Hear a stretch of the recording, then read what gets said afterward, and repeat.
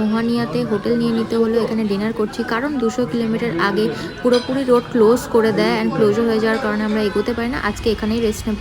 Good morning everyone, and আজকে day 2। এখানে last night ঘন্টার পর ঘন্টা জ্যামে দাঁড়িয়ে রেস্ট ব্লু নিয়েছিলাম। ডায়মন্ড হোটেল বিসাইড জয় বজরং সুইটস, উল্টো দিকে হোটেল স্বাস্তিক। আর এই এখন কন্ডিশন, সকাল 9টায় উঠলাম। কালকে রাতে আমরা এখানেই স্টে করেছি 8টার সময় গাড়ি চালিয়ে, আর আমরা আগাইনি। 6 ঘন্টা জ্যাম ঠেলে সিরিয়াসলি 600 কিলোমিটার পর আমরা 4 কিলোমিটার এগিয়েছি, এতটাই বাজে কন্ডিশন। তো এখানে আমরা নাইট স্টে করে নেওয়ারই ডিসিশন নিয়েছে পাপা, কারণ এতগুলো আমাদের ফ্যামিলিতে ফিমেল মেম্বার্স রয়েছে। তো এখন আমরা ঘুম থেকে সকাল সকাল বেরিয়েছি।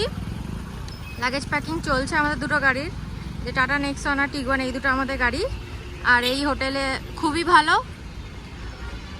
এখানে রেটসও নর্মাল, আর খাবার দাবার রেস্টুরেন্ট আছে, সব আছে। তোমরা চাইলে এখানে স্টে করে যেতে পারো, কিন্তু রাস্তার কন্ডিশন এখন কিন্তু এরকমই।